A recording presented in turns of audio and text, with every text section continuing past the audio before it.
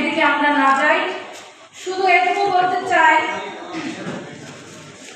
যে বর্তমানে যে অবস্থা, শ্রমিক শ্রেণী, মালিক এবং শ্রমিকের মধ্যে কোনো সুসম্পর্ক নেই, সুসম্পর্কের অভাব।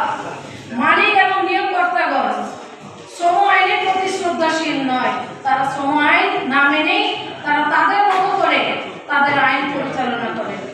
বাংলাদেশে সকল সেক্টরের জন্য, সকল শ্রেণীর মানুষের জন্য বাজেট আছে, বাজেট অনুযায়ী তাদেরকে সুযোগ সুবিধা দেওয়া হয়, শুধু শ্রমিক শ্রেণীর জন্য কোনো আলাদা বাজেট নাই।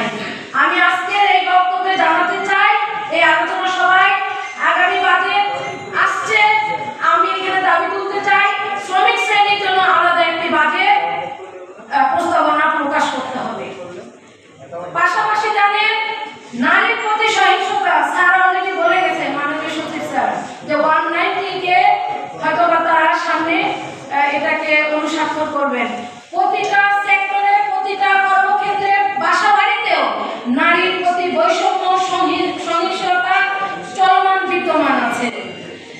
এবং শ্রম আইন যেটা আছে, বাংলাদেশ শ্রম আইন 2006, সেটাও কিন্তু শ্রমবান্ধব নয়।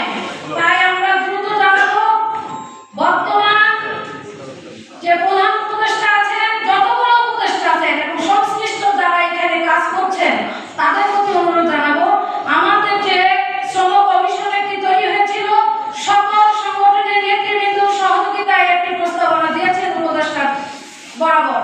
আমরা চাই এই শ্রম কমিশনের প্রস্তাবনা সহ, নারী কমিশনের প্রস্তাবনা সহ যতগুলো কমিশনের প্রস্তাবনা দিয়েছে, দ্রুত এটা বাস্তবায়ন করতে হবে এবং সেটা প্রকাশ করতে হবে শ্রমিকের সামনে।